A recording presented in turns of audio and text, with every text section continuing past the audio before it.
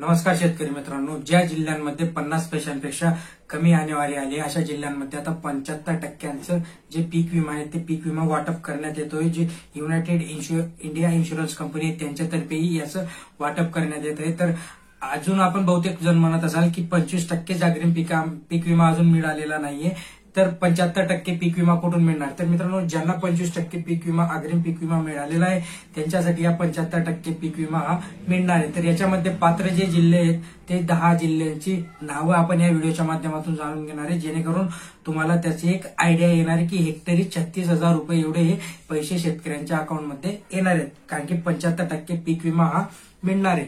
25% तर ऑलरेडी ज्यांना मिळालेला आहे अग्रिम त्यांच्यासाठी हा आहे. तर शेवटपर्यंत बघा, कुठे स्किप करू नका. अत्यंत महत्वाची माहिती आपण नेहमीच तुमच्यापर्यंत पोहोचवत असतो. चॅनलवर नवीन असाल तर सबस्क्राईब करून ठेवत जा, जास्तीत जास्त लाईक करत जा, शेअर करत जा. बघा, सगळ्यात महत्वाचं म्हणजे पहिला जिल्हा आपण बघूया की हिंगोली जिल्ह्याची जी आणेवारी होती ती 50 पैशापेक्षा कमी आली आणि हिंगोली जिल्ह्यामध्ये जे महसूल मंडळ आहे ते महसूल मंडळ हे उर्वरित जो 75% पीक विमा आहे तो पीक विम्यासाठी हे पात्र होत आहे असे सगळे जिल्हाधिकाऱ्यांकडून घोषणा येत आहे. ओके, नंतरचा जिल्हा आहे धाराशिव, त्याच्यानंतर जिल्हा आहे बीड, छत्रपती संभाजीनगर. जालना जिल्ह्यामध्ये पण खूप काही जे गाव आहेत ते गाव पात्र, जवळपास 400 गावांच्या वर याच्यामध्ये पात्र आहेत.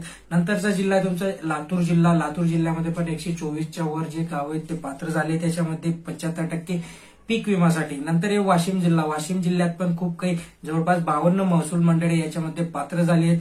बुलढाणा जिल्हा मित्रांनो, बुलढाणा जिल्ह्यामध्ये 7 तालुके हे 75% पीक विम्यासाठी पात्र झाले आहेत. नंतर मित्रांनो परभणी जिल्हा. परभणी जिल्ह्यात पण जवळपास परभणी तालुका आणि असे जवळपास 128 गावं याच्यामध्ये पात्र झाले आहेत. नंतर हे बुलढाणा जिल्हा. ओके, सो असे हे नंतर वाशिम जिल्हा. सो असा हा टोटल ओव्हरऑल 10 जिल्ह्यांचे जे काही 75% पीक विमा आहे तो 75% पीक विमा वाटपास सुरुवात आता 2024 मध्ये होणार आहे. त्याची ऑफिशियल सगळ्या काही गोष्टी जिल्हाधिकाऱ्यांकडून डिक्लेअर झाल्यात आणि म्हणून तुमच्यापर्यंत ही माहिती, जेणेकरून तुम्हाला एक आयडिया येईल की ज्यांना 25% अग्रिम पीक विमा मिळालेला आहे अशा शेतकऱ्यांना हा 75% उर्वरित पीक विमा मिळणार आहे. चॅनलवर नवीन असाल तर सबस्क्राईब करून ठेवा, जास्तीत जास्त लाईक करायचा, शेअर करायचा. धन्यवाद.